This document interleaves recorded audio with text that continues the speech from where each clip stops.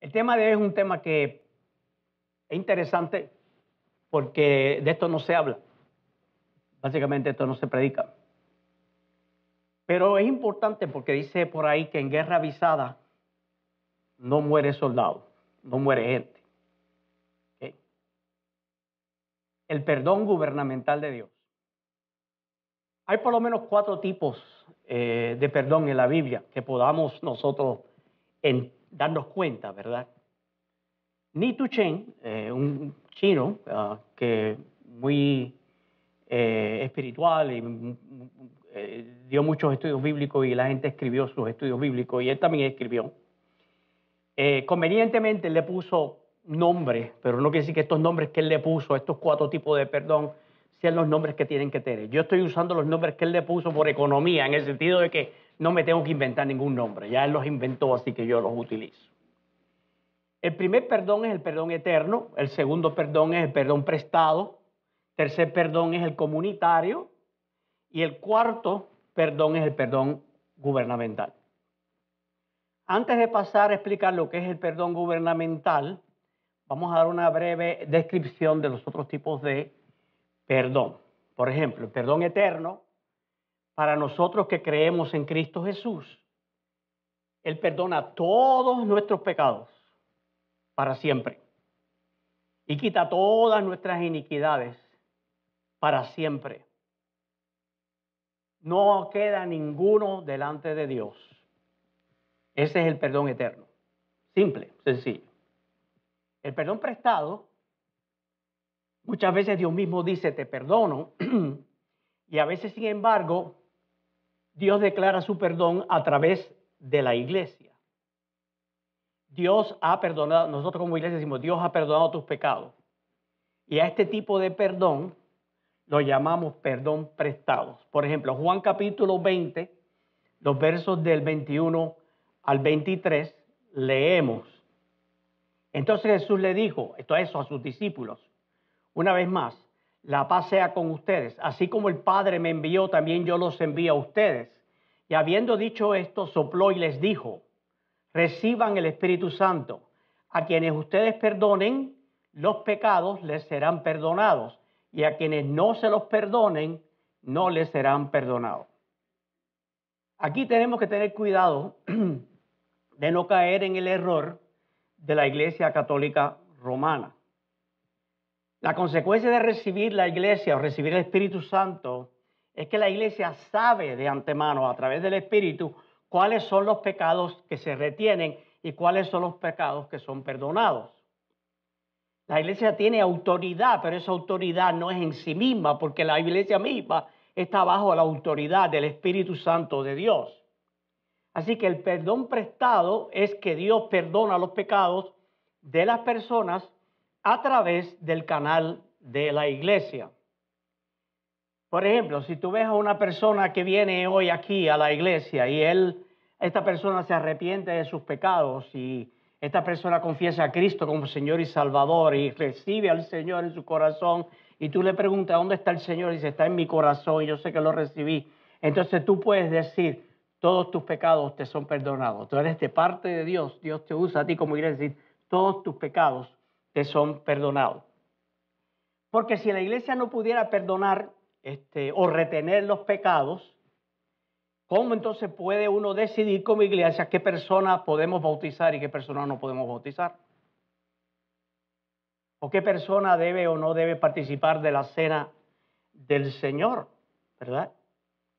Así que estos son casos en cuales la iglesia ejerce la autoridad que el Señor le ha dado a través del Espíritu Santo para declarar quién es salvo y quién no. No porque la iglesia dice, tú eres salvo, ya eres salvo, o porque dice, tú no eres salvo, ya tú no eres salvo, sino que la iglesia a través de la sabiduría del Espíritu Santo sabe distinguir por el fruto qué tipo de árbol tenemos frente a nosotros. ¿Okay? Así que la iglesia no decide por sí misma a quién perdona y a quién no. Pero Dios, por medio de la autoridad del Espíritu Santo, usa a su iglesia para comunicar a otros lo que Él ha perdonado y lo que Él no ha perdonado. Así que cometer pecados contra la iglesia, a veces tenemos que pensar No es solamente que yo pequé contra el hermano Freddy o contra la hermana Carmen. Yo estoy pecando contra el Señor. Cualquier pecado contra la iglesia es un pecado contra Dios. Lo que yo le haga a la iglesia, yo se lo hago a mi Señor Jesucristo. Eso es pecado por comisión, ¿verdad? Lo que yo le haga a la iglesia, se lo hago a Jesucristo. Pero también por omisión, lo que yo le debiera hacer a la iglesia, pero no se lo hago, también se lo estoy haciendo a mi Señor Jesucristo. 1 Corintios capítulo 2, versos del 14 al 15 dice, pero el hombre natural no percibe las cosas que son del Espíritu de Dios, porque para él son una locura, y tampoco las puede entender, porque tienen que discernirse espiritualmente. En cambio, el hombre espiritual, la iglesia que vive en el Espíritu de Dios, juzga todas las cosas, pero él no está sujeto a juicio de nadie. En tercer lugar, el perdón comunitario. Primero es Juan 1, del 7 al 9, dice, pero si vivimos en la luz, así como Él está en la luz, tenemos comunión unos con otros, y la sangre de Jesús, su Hijo, nos limpia de todo pecado. Si decimos que no tenemos pecado, nos engañamos a nosotros mismos, y la verdad no está en nosotros. Si confesamos nuestros pecados, Él es fiel y justo para perdonar nuestros pecados y limpiarnos de toda maldad. En 1 Juan 2, del 1 al 2, leemos, hijitos míos, les escribo estas cosas para que no pequen. Si alguno ha pecado, tenemos un abogado ante el Padre, a Jesucristo el justo. Y Él es la propiciación por nuestros pecados, y no solamente por los nuestros, sino también por los de todo el mundo. El pecado que está mencionado aquí no es el que recibimos en el momento de la salvación, ni el que la iglesia extiende. Aunque hemos recibido el perdón eterno, podemos debilitarnos y volver a actuar pecaminosamente por medio de la carne ante el Señor. Y cuando hacemos eso, el compañerismo de Dios con nosotros no se interrumpe, pero el compañerismo nuestro con el Señor sí se interrumpe. El compañerismo se interrumpe con Dios de nuestra parte, no de parte de Dios. Y la carne, por si acaso no nos hemos enterado hasta ahora, es enemiga de Dios. Es enemiga de Dios. Y actúa contrario al Espíritu Santo. Así que, una vez que nosotros, por nuestra conducta carnal, interrumpimos desde nuestro punto, desde nuestro lado, nuestro compañerismo con Dios, entonces una vez más necesitamos decir al Señor, confesar nuestro pecado. Recuerde, confesar es decir, lo que yo hice, Señor, es lo que tú dices que yo hice. Lo llamo por el mismo nombre que tú lo llamaste, ¿verdad? Señor, eso fue una conducta carnal de mi parte. Y yo sé entonces que tú eres fiel y justo para perdonarme, para limpiarme. Los que hemos confiado en la sangre de Cristo Jesús, ¿verdad? Sabemos que el problema de la preservación de la vida eterna, ya eso está resuelto, ¿verdad? En nosotros. No tenemos más problemas porque somos salvos eternamente y nuestros pecados son perdonados eternamente. Pero una madre, después de haber salido, la niña entra escondida a la cocina y sin permiso de la mamá se come algunas cosas que no debió haberse comido porque la madre tenía prohibido que la comiera. Cuando la niña termina de comer, se limpia la boca, limpia la mesa, lo deja todo nítido, como si ahí no hubiese pasado absolutamente nada. Pero ella desobedeció a la madre. Ella cometió un pecado. La mamá y ella usualmente tienen una relación de compañerismo bien linda, bien hermosa, pero esa tarde, esa noche, ¿verdad? No va a ser lo mismo. ¿Okay? Cuando la madre la llama desde el piso de arriba de la casa, la niña se asusta. Sabe lo que hizo, ¿no? Cree que su mamá se enteró que le va a pegar, que la va a regañar. Pero incluso cuando la mamá le sirve la cena, la besa y todo, la niña no puede disfrutar de la misma manera de la comida porque ha cometido una infracción. Ella está temerosa que la madre lo haya descubierto, ¿verdad? Así que toda la noche intenta evadir a la mamá. Y así nos pasa a nosotros con el Señor. Cuando nosotros rompemos el compañerismo con Dios, tratamos de evitar a Dios y a la iglesia. Sobre todo el pastor. Aunque el pastor es tan pecador como todos los demás, ¿verdad? Comete tantos errores como los demás. Pero la gente por ahí cree que los pastores somos casi como los apóstoles, ¿verdad? Y los apóstoles también cometían sus faltas. Así que, por supuesto, el hecho de que la niña se haya portado mal, haya desobedecido a su mamá, no quiere decir que dejó de ser su hija, ¿cierto? Ella sigue siendo su hija. Pero ¿qué pasó? El compañerismo con su mamá se interrumpió, no de parte de la mamá, pero de parte de ella. Asimismo, cuando nosotros carnalmente pecamos, no dejamos de ser hijos de Dios. Todavía somos sus hijos. Y aunque nuestro pecado provoca una interrupción de nuestra comunión con el Señor, y nuestra conciencia está medio nebulosa y está medio incómoda con la situación, si nuestra conciencia no está libre de ofensas, entonces nosotros no podemos disfrutar con Dios de una comunión ininterrumpida. Así que debemos tener una conciencia tranquila para nosotros poder disfrutar de esa comunión con Dios. Y cuando la conciencia tuya o mi conciencia se siente ofendida, entonces esa comunión con Dios como que se vuelve un tanto difícil. ¿Qué vamos a hacer? Vamos a acercarnos a Dios, vamos a confesar que hemos pecado contra Él en cierto asunto y pedirle perdón. Si confesamos nuestros pecados, dice que la Escritura, Él es fiel y justo para perdonar nuestros pecados y limpiarnos de toda maldad. Pero tal perdón no está relacionado con la salvación eterna, ¿ok? Sino con la comunión con Dios. Así que por eso lo llamamos perdón comunitario. Y una vez confesamos y nosotros nos arrepentimos, la comunión de nuestra parte queda restablecida con Dios. Así, rapidito. Así como la rompimos, así se puede restablecer. ¿Qué pasa entonces con el perdón gubernamental? Pues podemos usar el mismo ejemplo de la niña. ¿Okay? Antiguamente la madre pues dejaba las puertas abiertas de la casa, de la cocina, daba acceso a la hija a todas las cosas. Libremente la hija se movía dentro de la casa con todas y cada una de las cosas, incluyendo la puerta del armario de la cocina. Todo estaba disponible. Eso nunca se cerró. Nunca con llave, nunca estaba off limits, como dicen, ¿verdad? En inglés. Pero esta vez, cuando llegó a la casa y descubrió que había comido parte de la comida del armario, la madre supo lo que pasó y la niña se vio obligada a confesar y perdón.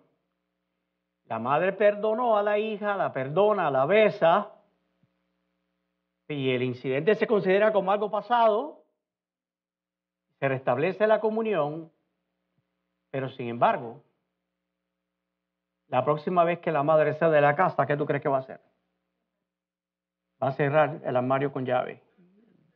Va a limitar el acceso de la niña a las cosas que tenía acceso anteriormente. Así que su forma de hacer las cosas como mamá han cambiado. Y el compañerismo es una cosa, pero el gobierno de Dios es otra cosa muy distinta y diferente. Dios nos trata de manera similar. El perdón comunitario es relativamente fácil de conseguir. Confesamos sinceramente, nos arrepentimos, recuperamos la comunión. en el momento en que confesamos ese pecado, ya todo está bien con nuestra relación con Dios. Sin embargo, Dios dice, tengo que disciplinar a Samuel. Él sigue empeñado en hacer esto. Él sigue empeñado en hacer lo que no le conviene. Lo que es pecado, lo que lo está haciendo daño. Así que Dios va entonces a mover su mano gubernamental sobre Samuel. Su mano de disciplina sobre Samuel. Inmediatamente puede Dios hacer. Mi relación con Dios no va a cambiar, pero Dios puede hacer que mis circunstancias cambien.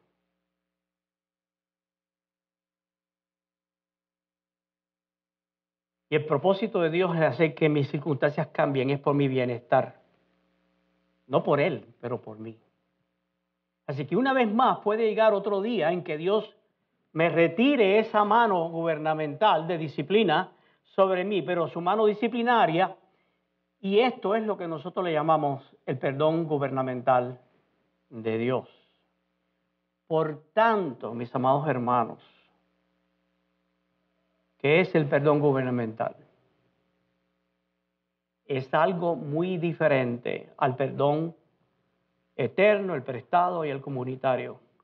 Es algo que habla de cómo Dios nos cuida, cómo Dios nos trata, cómo Dios nos disciplina.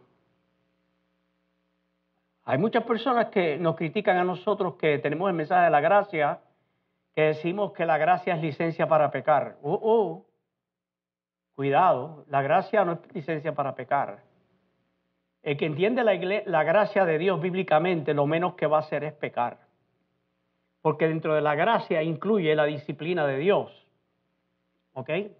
Gálatas 6:7, ¿qué dice Gálatas 6:7? No se engañen, Dios no puede ser burlado. Todo lo que el hombre siembre, eso también cosechará. Esta es la mano gubernamental de Dios. Supongamos que un padre siempre es indulgente con sus hijos, no los disciplina, no los corrige, no los ayuda a pensar de una manera correcta. Pues naturalmente, ¿cómo van a crecer los hijos? Salvajes, indisciplinados. Ahora, ¿cómo puede la casa, el hogar, estar en orden si el padre nunca gobierna la casa? ¿Cómo puede estar la iglesia en orden si Dios nunca gobierna su casa, que es la iglesia? Así que si un hombre se pelea a menudo con otras personas, ¿cuál es la consecuencia natural? No va a tener muchos amigos. Siembras, cosechas, ¿verdad? Y este es el gobierno de Dios. Y no se puede cambiar. Así que tengamos mucho cuidado como hijos de Dios, no sea que despertemos a esa mano gubernamental de Dios, porque una vez Dios pone la mano sobre nosotros, por experiencia propia te lo digo, es muy difícil sacarla de ahí, es muy difícil quitarla.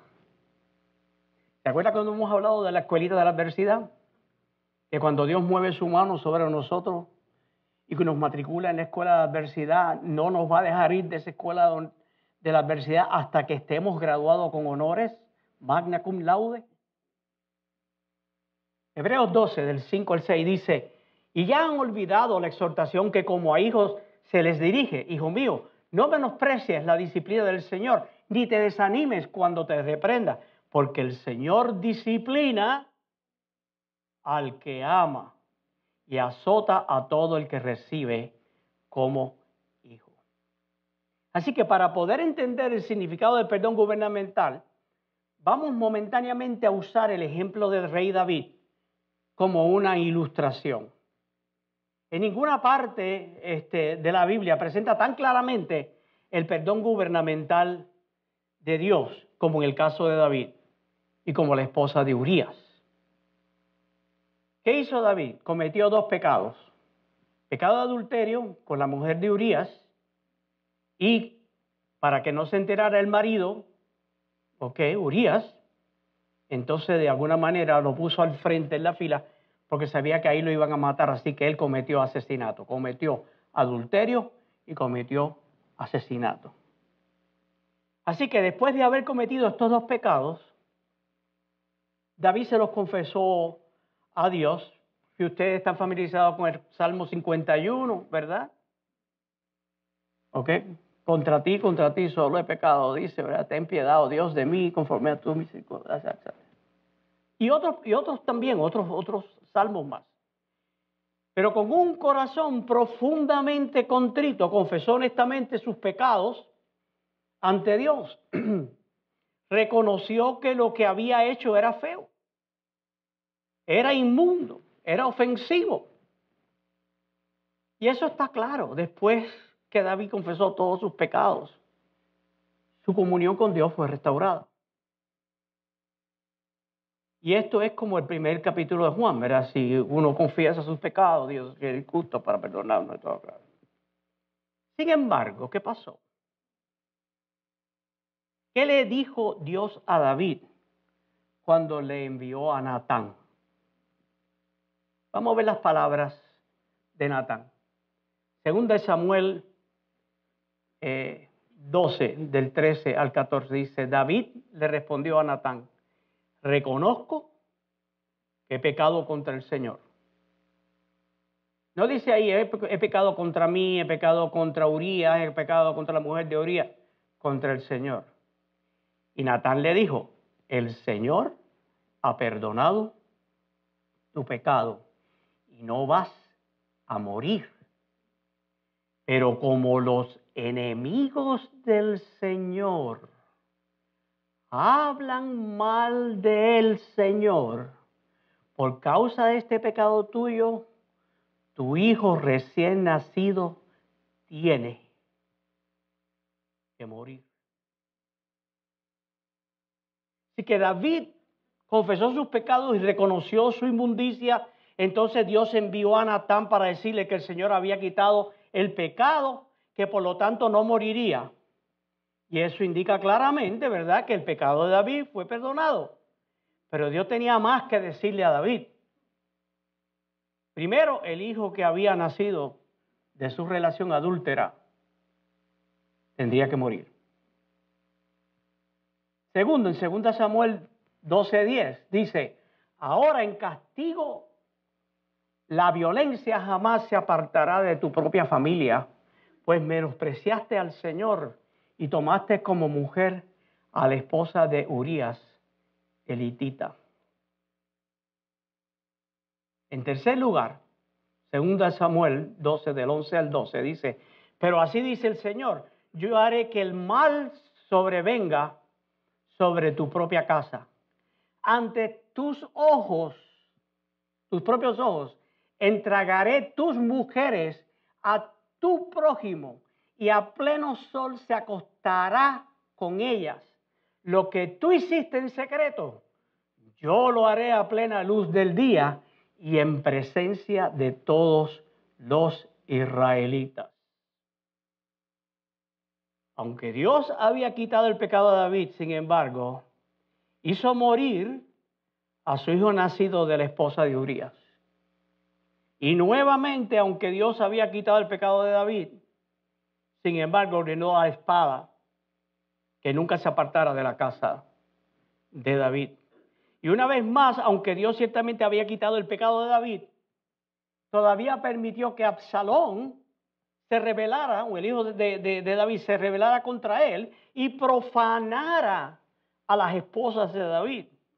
En otras palabras, aunque el pecado de David fue perdonado, el castigo no se apartó de él inmediatamente. Dios no puede ser burlado. Lo que sembramos, eso también segará. Yo he conocido personas cuando estaba en el apogeo, el HIV, ¿se acuerdan?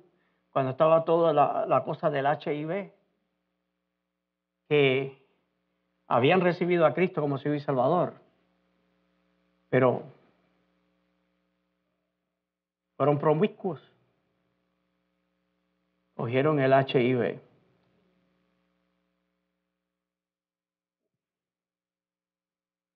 Se casaron sin saber que tenían el HIV. El hombre murió. Todavía ella vive.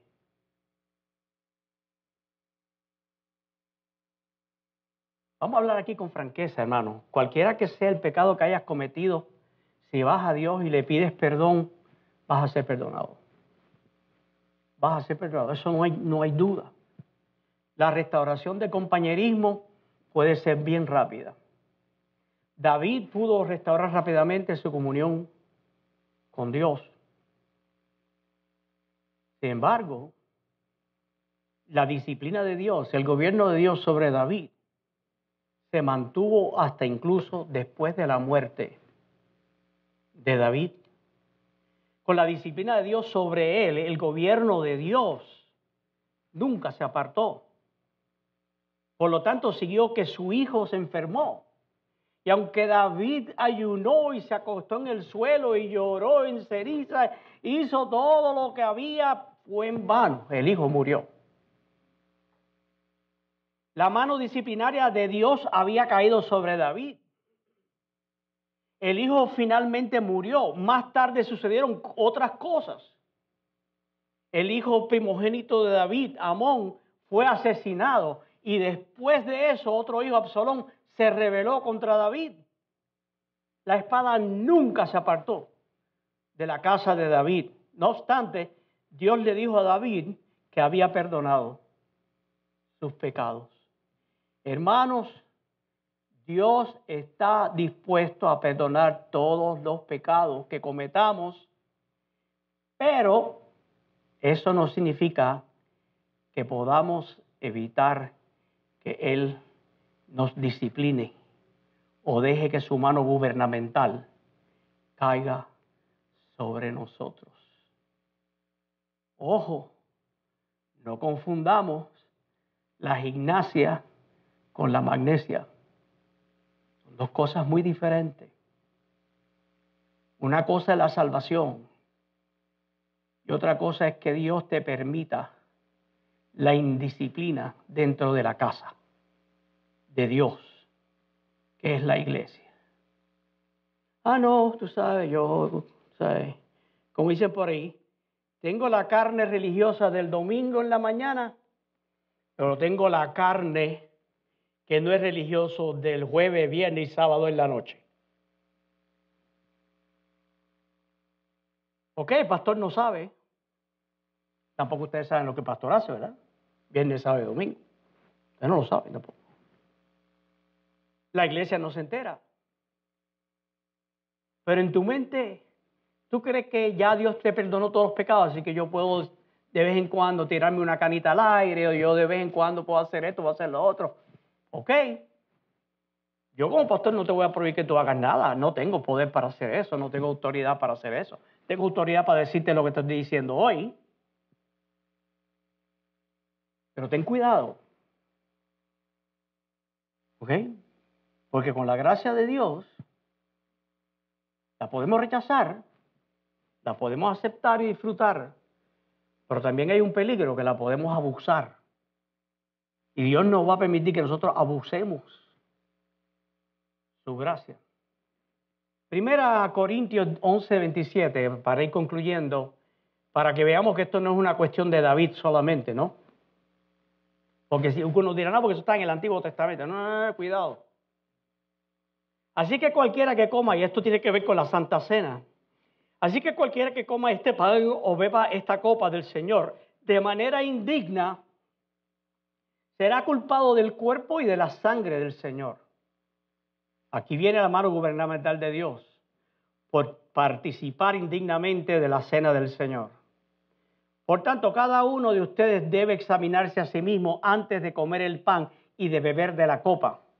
Porque el que come y bebe de manera indigna, sin discernir el cuerpo del Señor, come y bebe para su propio castigo.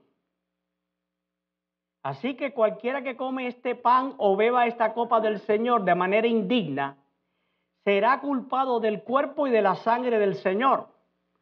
Por tanto, cada uno de ustedes debe examinarse a sí mismo antes de comer el pan y de beber de la copa. Porque el que come y bebe de manera indigna y sin discernir ese cuerpo del Señor, come y bebe para su propio juicio, ¿verdad? Por eso hay entre ustedes. ¿Quiénes son ustedes? La iglesia, los salvos. Muchos enfermos.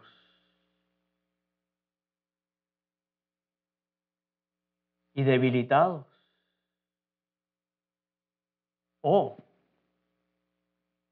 Y la mano gubernamental de Dios fue más allá de la enfermedad y del debilitamiento.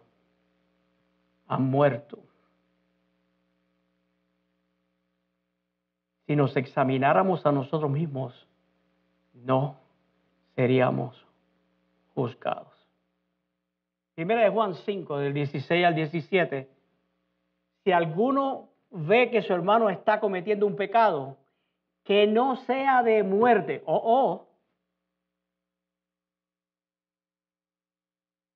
debe pedir por él. Y Dios le dará vida. Esto vale para los que cometen un pecado que no sea de muerte. Dice Juan, hay pecados de muerte. Yo no digo que se pida por ellos.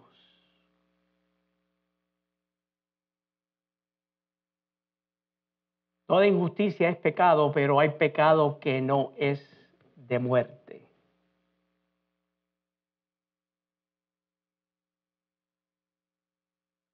Cuando la vida de un cristiano no está de acuerdo a lo que Dios quiere que esté, y el cristiano continúa cabezón y continúa en su vida carnal y no quiere seguir la llenura del Espíritu y no quiere seguir la vida del Espíritu, y se pone cabezón y se pone necio y se pone a desafiar a Dios, Dios le da muchas oportunidades, porque Dios es un Dios de la misericordia nueva cada mañana, ¿verdad que sí? Dios da muchas oportunidades. Pero llega un momento que la vida de ese hermano se convierte en un problema para la iglesia. Aunque la iglesia ni siquiera se entera de lo que está pasando en la vida personal de esa persona. Pero la vida de ese hermano se convierte en un problema para que el mundo hable mal del Señor y hable mal de su iglesia. Y el Señor, hay cosas que no permite. Se lleva a ese cristiano con él al cielo, le acorta su vida aquí en la tierra. No hay que ir muy lejos, vayan a Hechos, miren lo que pasó con Ananías y Zafira, ¿se acuerdan? Pedro dijo, ustedes se pueden haber quedado con lo que ustedes quisieran, si de todas maneras eso es de ustedes. Pero ustedes no le mintieron a la iglesia. Ustedes le mintieron al Espíritu Santo de Dios.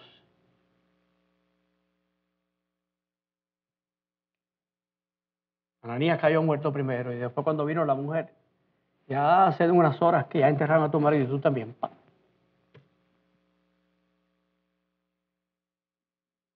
Conclusión. Dios gobierna a su pueblo. Dios gobierna su casa. ¿Para qué? Para que haya orden, para que se lleve a cabo sus planes. Carnalmente podemos estar pecando contra Dios y podemos estar pecando contra el gobierno de Dios. ¿Qué va a hacer Dios entonces con nosotros? ¿Nos va a permitir que nosotros sigamos en esas condiciones si nosotros rehusamos arrepentirnos? Y arrepentirse quiere decir cambiar la forma de pensar y de actuar, obviamente. Por supuesto que no. Dios nos ama de tal manera que no puede dejarnos seguir pecando. contra él y su gobierno, que se ejerce a través de la iglesia. Así que va a mover su mano gubernamental sobre nosotros. ¿Y qué va a hacer? Nos va a disciplinar. Nos podemos arrepentir, claro, nos arrepentimos, recibimos su perdón.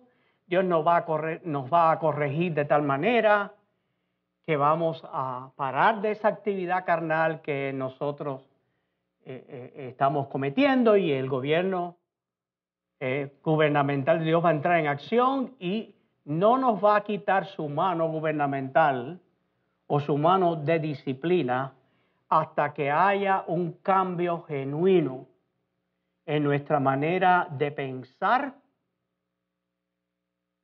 Dios nos deja cosechar lo que sembramos. No se olviden de eso.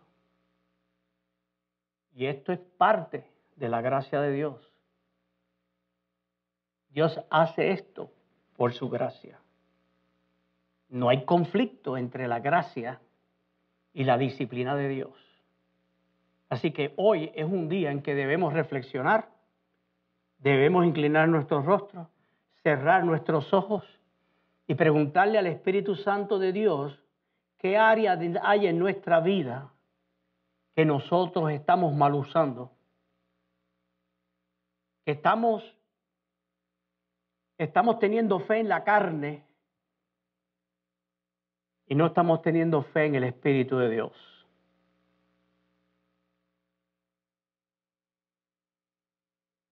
Estamos satisfaciendo los deseos de la carne pensando que, estamos libres de culpa, estamos libres de todo. Cuidado. Dios no puede ser burlado. Estamos sembrando exactamente lo que estamos sembrando. Ni menos ni más. Dios va a permitir que nosotros cosechemos, aunque nos arrepintamos y aunque paremos de pecar. Ahora, Señor, nos entregamos a ti. Nos humillamos ante ti, ante tu poderosa mano gubernamental y de disciplina. Y reconocemos que tú tienes el poder, la autoridad, y que no hay nadie que pueda apelar tu decisión sobre tu gobierno y tu disciplina sobre nosotros. No hay nadie más allá de ti. Tú eres la máxima autoridad, tú eres la majestad. Por lo tanto, Señor, aceptamos cuando estamos bajo tu disciplina, aceptamos cuando estamos bajo la mano disciplinaria tuya. No es fácil, la disciplina no es fácil, tu palabra lo dice, pero al final nos damos cuenta que como Padre amoroso nos has disciplinado para bien. Y aun cuando tú nos quitas la vida en este mundo, lo haces por tu gracia y lo haces para nuestro bien. Para que no sigamos haciendo daño a otros, para que no sigamos haciendo daño a los demás, a tu iglesia, Señor, a tu reputación, a todo lo que tiene que ver contigo. Ayúdanos durante la semana a reflexionar sobre lo que tú nos has enseñado en este día. Sé con los enfermos, con aquellos que están padeciendo en este momento. Sé con aquellos, Señor, que están carnales y que no saben lo que hemos dicho en el día de hoy. Y que el día que le venga la mano gubernamental de Dios sobre ellos, van a tener un signo de interrogación. Y se van a preguntar por qué. Pero nosotros sabemos por tu palabra por qué. En el dulce nombre de tu Hijo amado oramos. Amén. Sea Dios veraz y todo hombre mentiroso. Dios los bendiga. Que tengan una hermosa semana y cuídense del COVID.